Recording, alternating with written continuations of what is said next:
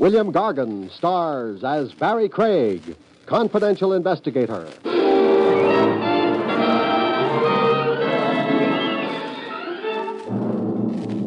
People who are in the market for murder should always pay full price. You can't get a cut rate on a killing. All you can get is a cut throat.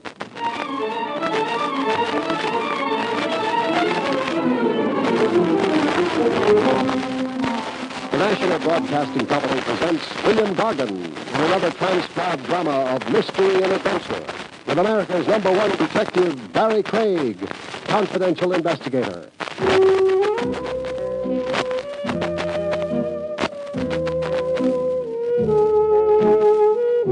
Barry Craig speaking. In spring, they say, a young man's fancy lightly turns to thoughts of love. He doesn't go quite that far with a confidential investigator. He's been around too long. He's seen too much. He waits till it gets to be summer, and then, if he's me, all he does is buy a new tie. Good afternoon, sir. Good afternoon. I need a tie. Sport, business, or l'amour? I want to wear it around my collar. Oh, one of those. Are you going to try to impress anyone, or will it be just to keep your collar button from showing? I don't wear collar buttons. My shirts are all sewed together at the top. Must make it difficult to get into them. No. All I do is shrink my head. Now, look. I'd like a tie. Well, all right. By the way, is that your friend peeking in at the door? Friend? Hold on. No, I don't know him. I'm glad of that. Why? Well, it's hard to be sure at this distance, but he looks like the kind of man who... Who? Gets his ties at a department store. No. Yes. Well, the cat. The clerk finally parted with a tie. It didn't cost much more than a week's salary. I had it wrapped and left. I walked down Madison Avenue and admired the girls. There are always girls walking on Madison Avenue, and they're always admirable. The little man who'd poked his head into the haberdashery store didn't look at the girls. He was too busy following me. I went into Willie's wagon. Only a very brave man, or a desperate one, would follow me there. He was either brave or desperate. Willie was too busy to bother about customers. He was on the phone worrying about the Fifth at Saratoga. I decided to make conversation. Hey, you. Me? Come here. All right. Now, sit down. Yes? Fine. Now, that's the tie I just bought. You like it? Well, frankly, no. You must be the kind of a man who buys his ties at a department store. Oh, it's like that. Here, drink some water before you pass out. No, I'm all right. You've also been following me around. Why? I've been trying to get my courage up. To insult my taste in ties? To ask you to help me.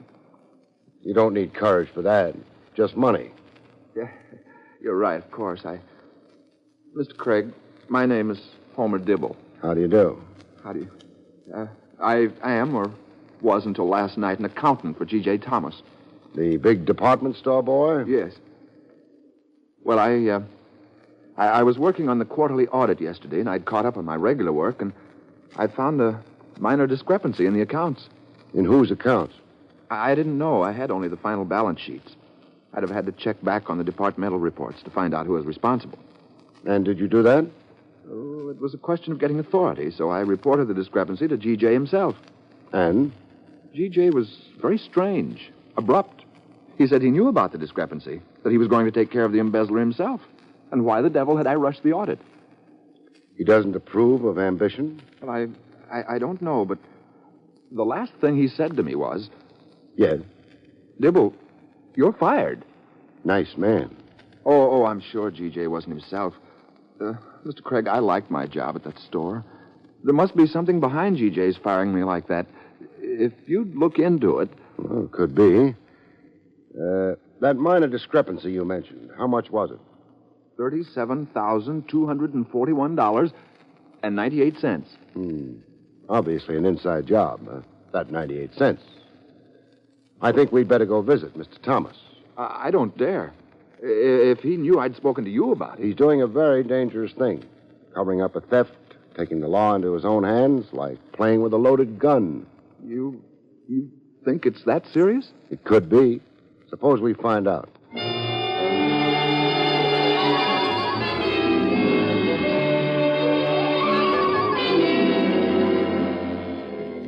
Mr. Dibble was highly concerned. I was highly concerned, too. The situation had all the ingredients of a beautiful mess. I don't admire messes, especially when they involve $37,241. Oh, yes, 98 cents.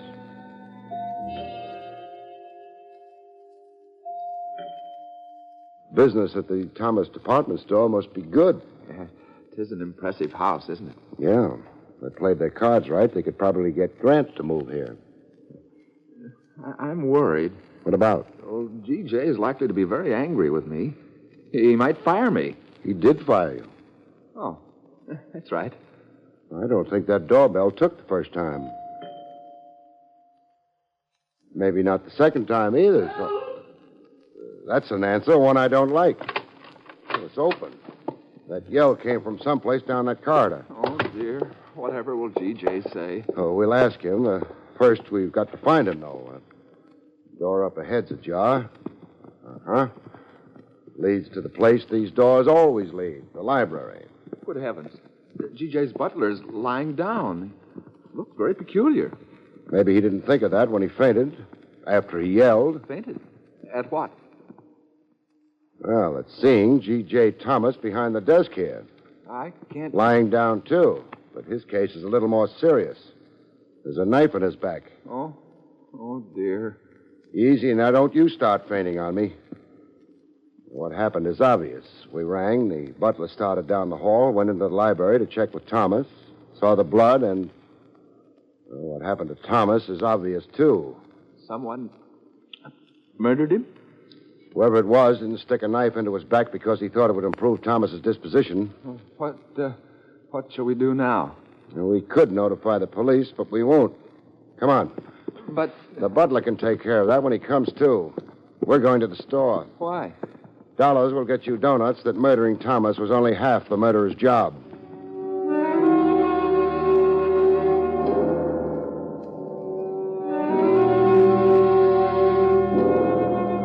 My car was out front. We went away in a hurry. I couldn't be sure, but if 2 and 2 still added up to 4, we were getting closer to the killer every block we traveled.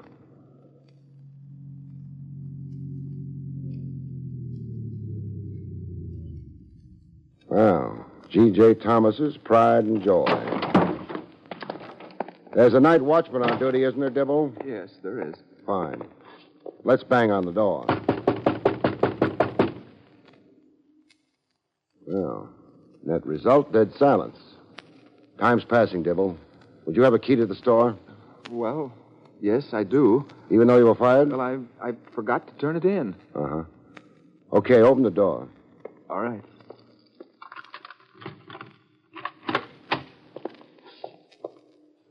Now, where are the files kept? Second floor, accounting department. Lead the way. Yes, Mr. Craig. Place doesn't look right. No women battling happily over marked-down girdles. Up these stairs, Mr. Craig. No sight or sound of the night watchman yet. I could be happier if I could Now? locate him. Along this hallway. That door there. Uh-huh. Now, the light's on, and... Now, don't faint, Dibble. There's your night watchman, unconscious, but alive. More bodies lying around in this case than... Hey, Dibble. Yes? Smell anything? I think it's smoke, sir. Smoke. Where's that door leading? The inner office. Inner office. Oh, smoke's a little stale. Somebody built a bonfire in the wastepaper basket. Only ashes left. But what Were the ashes before they got that way? Easy, Dibble. is it? Yeah. Those were records, Dibble. The ones with the minor discrepancy in them. I imagine you're right. Doesn't take too much thought to see it. Thomas was murdered, the records burnt, no evidence of embezzling left. Dibble, in whose department could that discrepancy have arisen? Well, in several. 3 anyway. Tell me about them. Well, maybe in Mr. Connor's department. That's sales. Or Mr. Wainwright's. He's promotion. Or Miss Welch, head of personnel. Uh-huh. That's 3 possibilities for murder, and of course, there's a 4th. A 4th? Who? You. You're joking. No. Matter of fact, you're the likeliest possibility. You were fired because Thomas had found you'd been stealing money. You killed him and burned the files. Do you believe that? Did you kill Thomas and so on? No. I always believe my clients, so I'll believe you. The police aren't likely to agree with me, though. Oh, dear. Better use stronger language, Dibble. You're in trouble. Once this thing breaks, I won't be able to help you much either. I'll be on the outside. If only... Dibble, Yes? how hard is it to get a job here? Well... If I'm going to be useful in this thing, I've got to have some kind of standing here at the store. I've got to be here. A job would be a perfect cover. Well, if you had a letter of recommendation... I'll have one. from one of the stockholders, say. Name one. Mr. Stuber. I'll have a letter from Mr. Stuber. You know him? You've asked your quota of questions for tonight, Dibble. Oh, isn't your scheme a bit drastic? Maybe. But what they do to you for murder is even more drastic.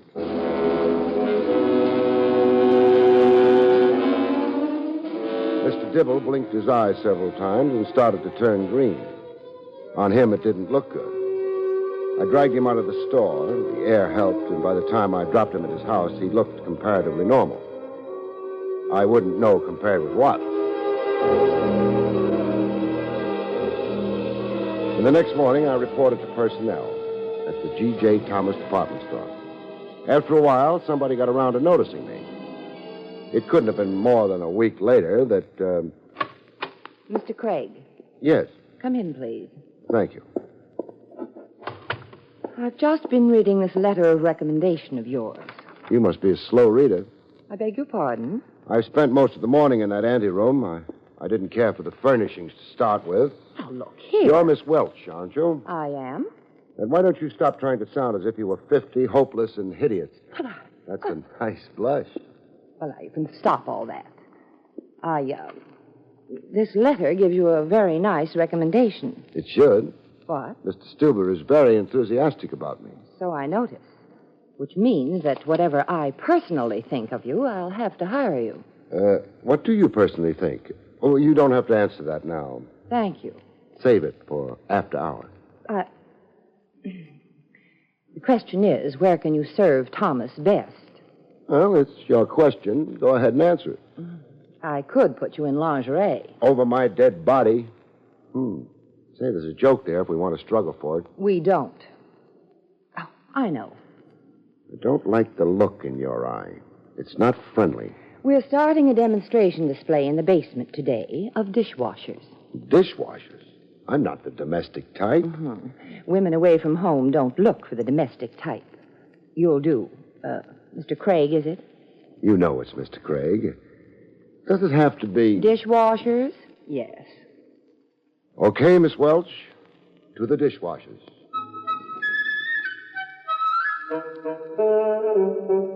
They gave me a few instructions first and then let me loose in the basement with a dishwasher. Neither of us took to the other. But it was all right before the customers came. After that, everybody had trouble. No, madam, it doesn't make that noise all the time, only when it's hungry. Madam, it's of no interest to me at all that your husband's a vegetarian. This machine washes dishes, not your husband. You want me to demonstrate this machine to you? Okay, lady. Now you take a dish here. Any dish, even one like this. Now you put it in the machine. Now you press the button. And the dishwasher. In the meantime, you can file your nails, hit your baby, spy on a neighbor, or, if you're brisk, kill your husband. In short, carry on the ordinary activities of a housewife. And when you're through... find out you needn't bother any longer about that dish. You sweep up the pieces, place them in a convenient can, which can be purchased in the can department, and then you dine out. Good afternoon, madam. Craig, Oh, hello, Miss Welch. I've been watching you work. You should have told me. I'd have made an extra effort. Heaven forbid. There's a phone call for you, Craig, in my office. Thank you. After you're through, I've something to say to you.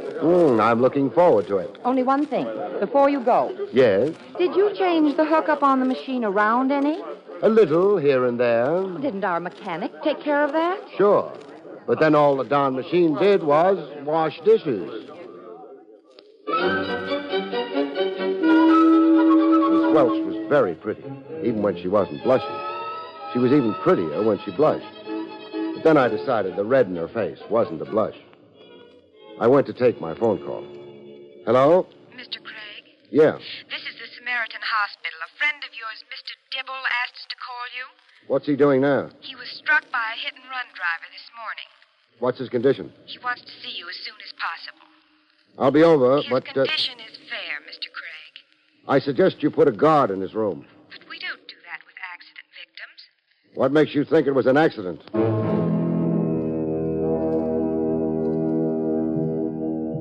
It took a little more than that, but finally a guard was assigned to make sure that Mr. Dibble's condition wouldn't get worse rapidly.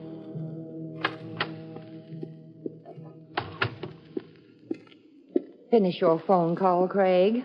Finished. Only the fact that the letter you brought me is from one of our largest stockholders keeps me from firing you.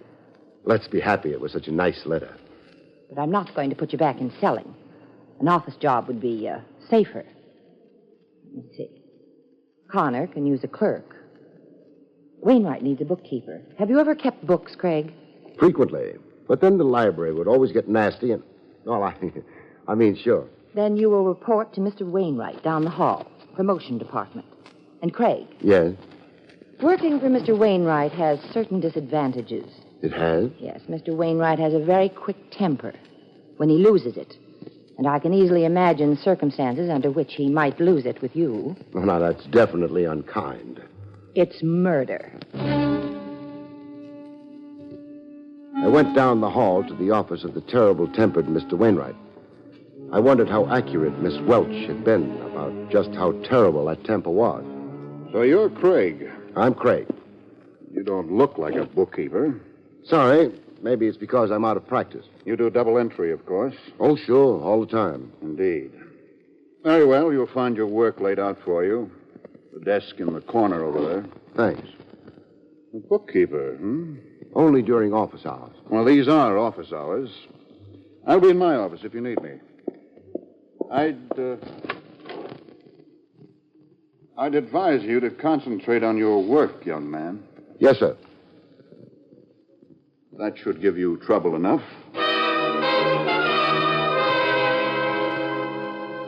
I didn't like Mr. Wainwright's last remark. It was so right.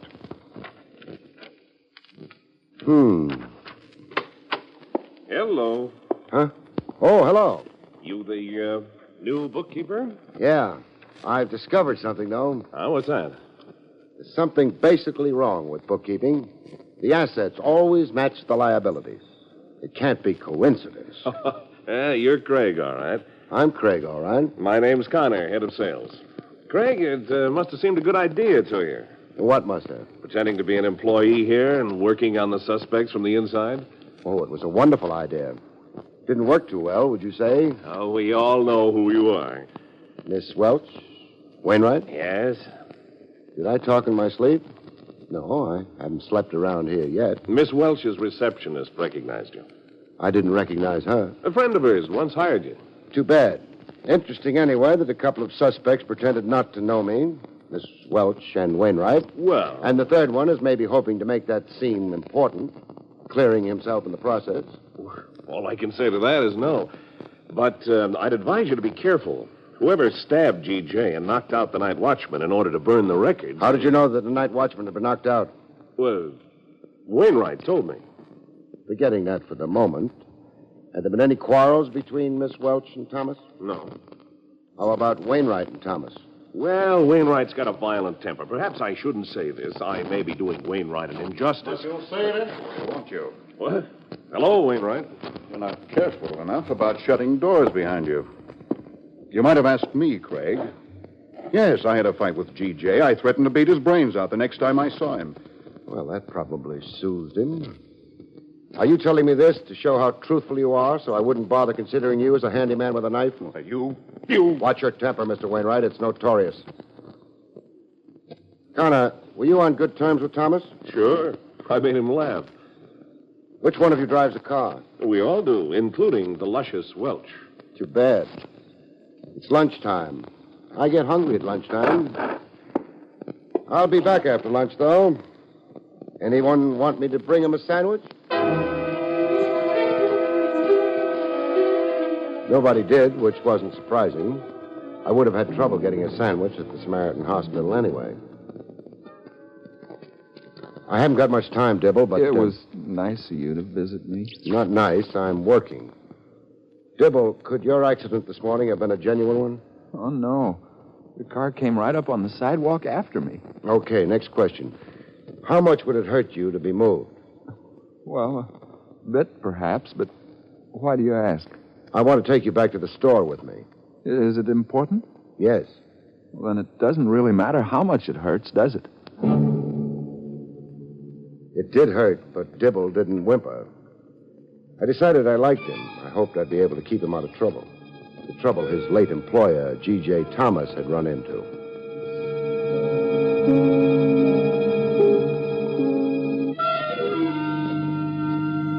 On the ride over to the store, I coached Dibble. He was horrified. I was asking him to tell a lie. By the time I got through telling him a few things about the methods with which murderers are caught, he was very disillusioned.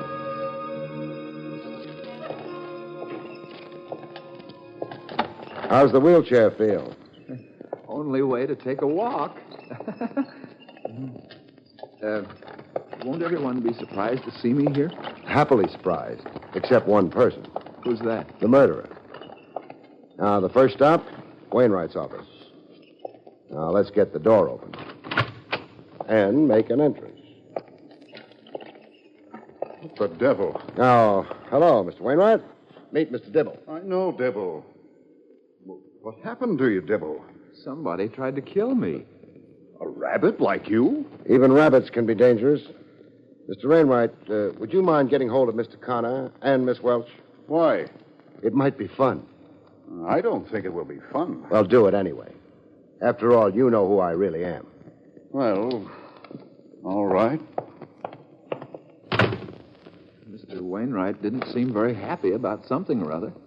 He's not a happy man. Don't worry about it. You remember what I told you to do? I remember. Good. Good afternoon, gentlemen. Good afternoon, Mr. Connor. Brother, what a binge you must have had. I'm not hungover. I was run over. Oh, I'm sorry. I was just trying to be light and happy. The rest of our miserable little crew. Darling Miss Welch, stalwart Wainwright. Oh, of course, someone's missing. Who? G.J. Thomas, remember him? Shut up, Connor. Mr. Wainwright is so blunt, manly. If nobody minds, I'd like to point out that someone in this room murdered Thomas. I mind, but what can I do? Actually, there's no problem. The identity of the killer wasn't hard to establish. But there was a lot of confusion around that central point. It might help to clear it up. Well, go ahead. Clear it up. Thanks. Now, one of you three had embezzled some $37,241. And 98 cents. Let's not forget the 98 cents. Thomas knew about that, summoned the guilty one to his house in order to confront him or her with his or her guilt. Is that fact or theory? Half and half, say. Now, the guilty one promptly proceeded to kill Thomas. Dibble, whose account was short $37,000 odd? Come on, Dibble. All right. Miss Welch's account. What? Well. You said something, Miss Welch? What? That statement's ridiculous. That won't stop him from making it in front of a jury. It'll be his word against mine. We all know the records themselves were destroyed. Still, a jury might believe Mr. Dibble. What do you think, Wainwright? I think Dibble's crazy. And you, Mr. Connor? I never cared for the luscious Welch, Craig. So efficient. I'm glad the record showed her to be the embezzler. But they didn't. What? Well, what do you... They were burned before Dibble got to them. Then how does he know she was the He one? doesn't. This isn't very funny. It isn't funny at all. Wainwright, did you tell Connor the night watchman had been knocked unconscious when the records were burned? No, I didn't know that myself. So, Connor, the only way you could have known was because you yourself knocked him out and burned the records, which showed you to be an embezzler. Maybe they did, but they were phony. That's why I had to burn them. With Thomas dead, I knew I'd be suspected of his murder, even though I wasn't an embezzler. A little weak, Connor. Mr. Craig. Yes? This isn't very pleasant. Is it all right if I leave now? Sure. Thanks. Clever woman, Miss Welch. Forget her. What I want to know is why Let's Connor... not forget Miss Welch. What are you driving at, Craig? You're all overlooking one small fact. Which is... G.J. Thomas was stabbed in the back. In the back? That means... It means that Wainwright, who threatened to beat Thomas's brains out, has to be innocent of Thomas's murder. Of course. Unless there were signs of a struggle. No signs of struggle. Then G.J. would never have let Wainwright get behind him. True. We already know I didn't stab G.J. Craig, will you stop sidling around? Keep your voice at normal level and keep talking. But where does G.J.'s being stabbed leave me? Equally innocent.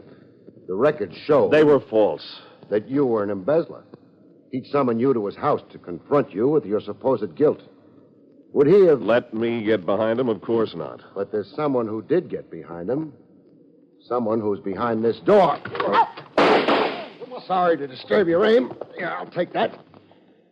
Oh, thanks. Yeah. Someone who got behind G.J. Thomas. Someone he didn't suspect and hadn't fought with. Who could it be but... Miss Welch. The police came and took her away. She'd stopped looking luscious by that time. She was a killer, trapped. And killers are never luscious or lovely or anything else but deadly. Miss Welch had embezzled the money, falsified the records, and it was very clever of you to detect her, Mr. Craig. Thanks. Oh, I have your check here. Oh, forget it. What? You're getting your job back at the store, but even so, you can't afford me. Besides, I make it a rule never to get paid twice for the same job. But you haven't... I will be. Don't forget that Thomas Department Store owed me 1 day's salary for, well, I did demonstrate the dishwasher, but never mind what it owes me the salary for. Just make sure they pay it.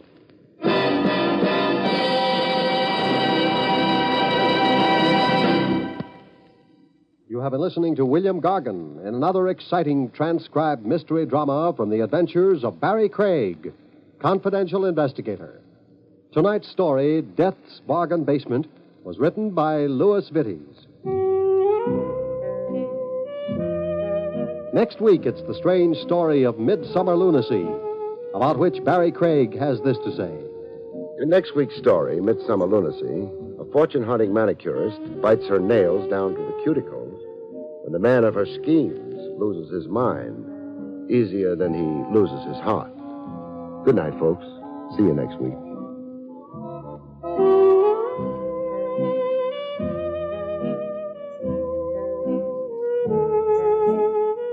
The National Broadcasting Company has just brought you an NBC Radio Network production with William Gargan, starring as Barry Craig, confidential investigator, directed by Arthur Jacobson.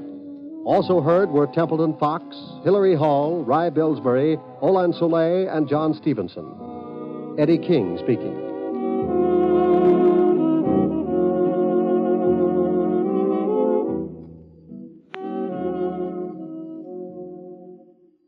It's tough to be left out.